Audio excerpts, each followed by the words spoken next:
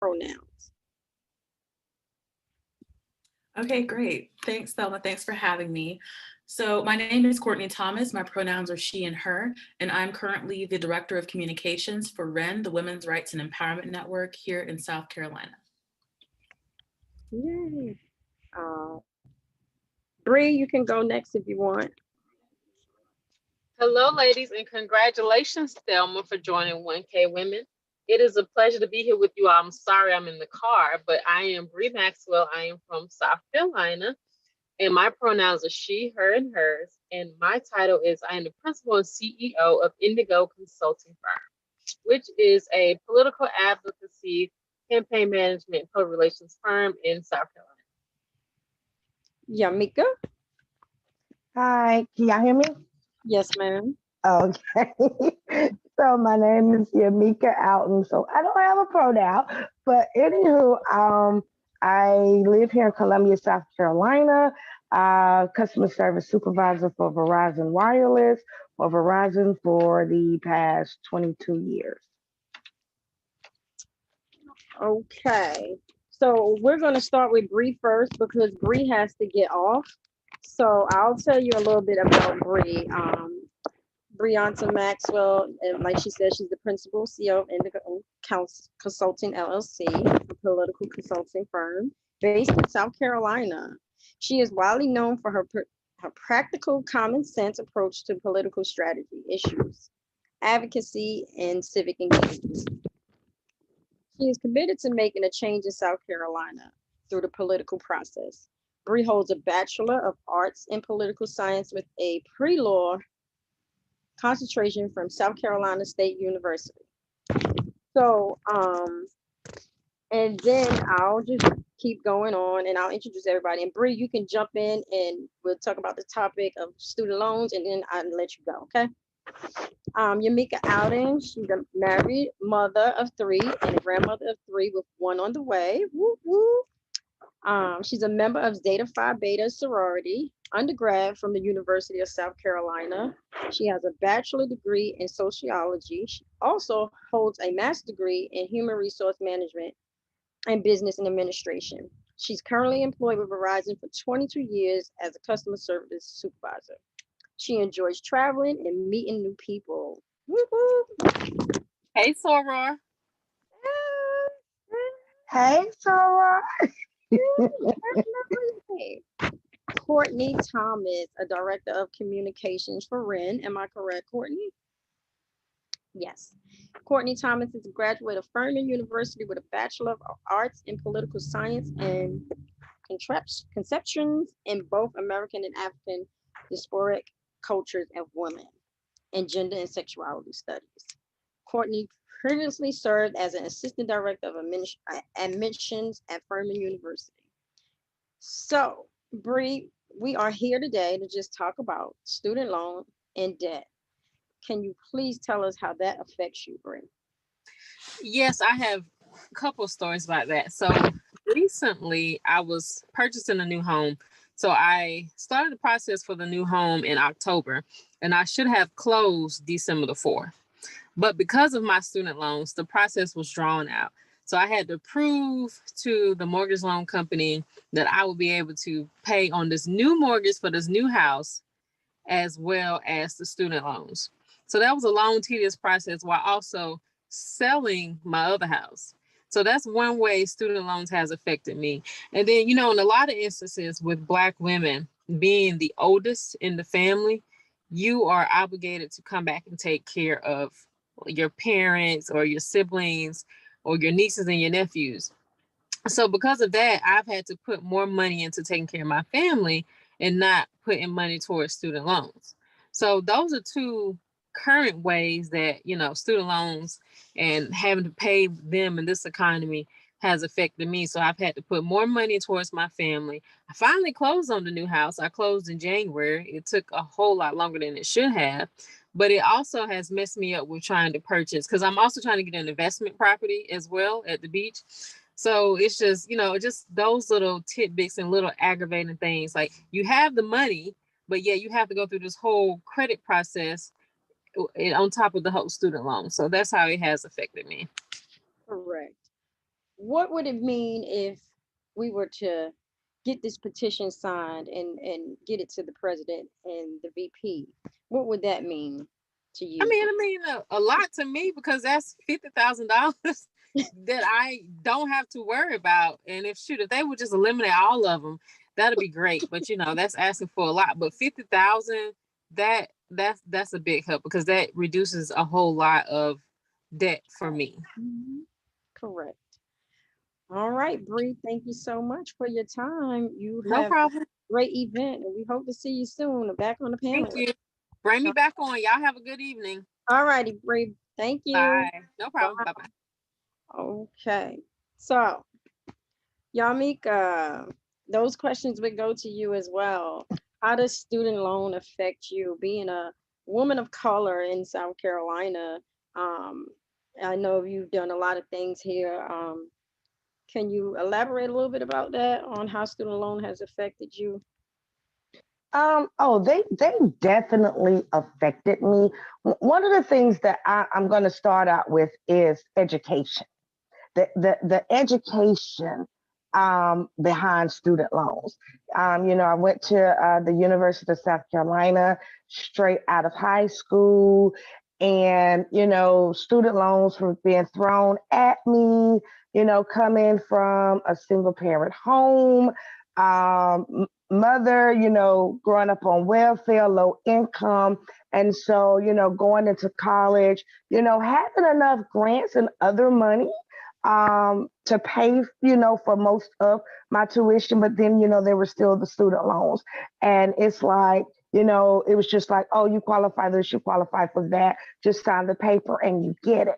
And, and at the time I started college, I had already had 2 kids. So I was a single mother. I had one child, and, the other 2 came along while I was in college.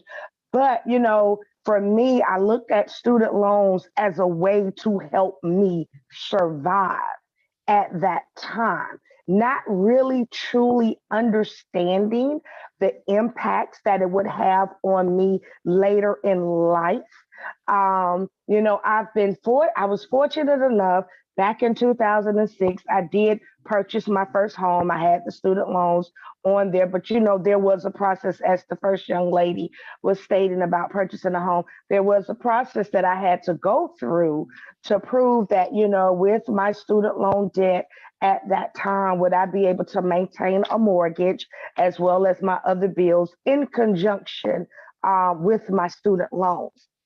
And went through all of that, being able to do that, got approved for my home. Well, the challenge that I've recently ran into in regards to my student loans is that my husband and I, we just purchased a second home. Well, unfortunately, because of how high my student loan debt has gotten, because of all of the interest that has accrued. Now, granted, I graduated from undergrad back in 1997. Um, Graduate school 2009, and then again in 2012. And along the way, even in grad school, even with what my job was offering for tuition assistance, I still had to take out loans as well because at this point now I have 3 kids, so couldn't afford to pay for it out of pocket, so I had to take out loans.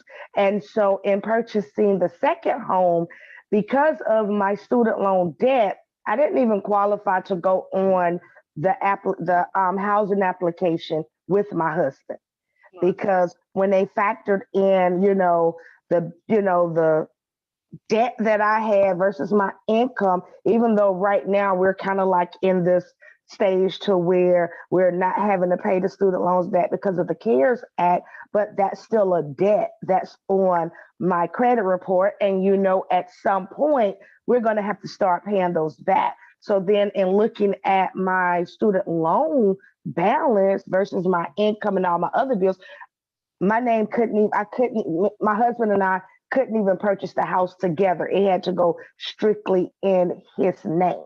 So that has definitely been an impact for me. Wow. So the same question again. It's terrible. You know how nobody in that student loan office told you this would affect you in the end. They just let you sign that paperwork. Am I correct? Yes, let me sign the paperwork. And, and even to this day, I mean, like I said, this was back in, I started at USC straight out of high school, Mhm. graduated high school, June 1992, went straight to college, August of 1992. You're talking about a young girl who's never had really nothing in life, coming from a single parent home, and you're getting thousands and thousands of dollars, Correct. at one time. And all you're thinking about, oh, okay, I got all this money. The average 18-year-old, you're getting five, six, seven, $8,000 refund checks. Right. Money you've never seen at that age. And again, yeah, you have the promissory notes that you had to sign, but again, the educational piece behind it, as far as the long-term effects, it wasn't there. I was just happy, like, oh, I got this money. I could really help take care of my kids. I can get my own place. I can get me a car. Just not thinking about, okay, at some point, this money is going to continue to build up, and at some point, you're going to have to pay this money back in conjunction with whatever other bills that's going to come, along the way. So yeah, definitely no education on that part. Correct. I totally understand. 1992. Wow, you're getting probably fresh out of high school, right? Yes. Right. I waited. I'm from New York, where unfortunately I don't have student loan debt, but I have a lot of folks around me that do have student loan debt, and that's why I'm here today with 100 Women Strong, because this is terrible. We need to fix this. Um, my husband, prime example. I married him, and he has student loan debt, so you know the process. So, yep. But we're gonna keep going. Courtney, glad you could join us. I know it's not a lot of folks on this. This is actually my first town hall. We built for it. It will grow more and more. You ladies will always be welcome to come back as panelists. Um, Courtney, same question to you. Um, do you have student loan debt? Yes, I do have student loan debt, and it is something that I am hyper aware of at all times. So it's so interesting, just like hearing Bree and Yamika, Yamika, Yamika. Yamika, great. Like hearing the two of them talk, like our stories sound so similar, even though we're all like very, I think, different people. Like this has impacted us in a very similar way. So I recently purchased my first home. July is actually my 1 year anniversary of purchasing my home, and going through the process by myself as a 27-year-old was very difficult because I got in contact with a great realtor, and she hooked me up with a great mortgage broker. But the second they looked at my loan history, they said, "Oh, you have a lot of student loan debt." And I remember this phone call so vividly because I was waiting days on end to get approved for a loan so I could buy this house. That I had my heart set on this one place. And it was just such a like wrenching thing to hear them like their shock on the phone, like this mortgage like professional saying, "You have a lot of debt." But I also thought, among my friend group, my like number is not the worst. So if I had a hard time like getting over the hurdle of purchasing a home and like having that reaction from a mortgage broker, I can only imagine what some of my friends are dealing with. But that's the thing about student loan debt, right? Because it robs you of choices.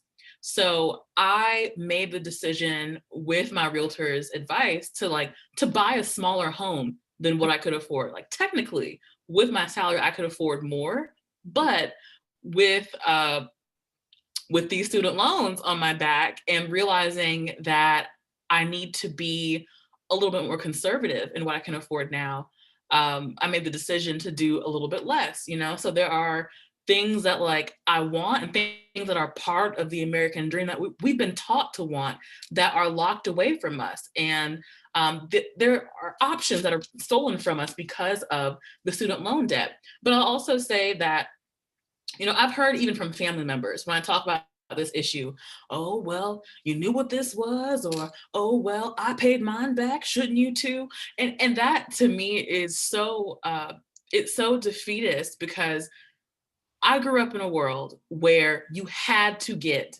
a bachelor's degree. There was no discussion about it, because the value of a degree has declined in like in the years since, I mean, maybe the past 20, 30 years. So my bachelor's degree gets me almost as far as a high school degree did for someone who's a little bit older than me. So I'm at this point in my professional career where I'm thinking, okay, I need to get an advanced degree of some kind. I need a master's, I need a PhD, I need something. But I know with the amount of debt that I have now, it is not the smartest thing for me to do to accrue, more debt, even though professionally that is something that I need to do to advance in any way. So I feel kind of stuck, and it is because of this debt. And student loan debt has also influenced my job choices as well. So I only really understood the level of debt that I would have about my junior year of college. So I finally realized, oh, you're going to leave higher education, you're going to go out to the real world, and you're going to have to pay this off. So I graduated from college early. I had an extra semester that I just decided not to do because I knew that's one more semester I wouldn't have to pay for. I sped through my coursework and finished a half a year early and decided to start working. But also the job that I took was in higher ed and in the nonprofit space, because I knew that there are loan forgiveness programs for that type of work. So if you work in higher ed, some kind of public service, if you work for, I believe it's 7 to 10 years in a specific field, you can get loan forgiveness. But there's also a catch to that too, right? It has to be 7 years of consistent service, and it has to be in a particular field that they approve. And then we also found out a couple of years ago, there was a report that a bunch of the people who were applying for loan forgiveness were being denied.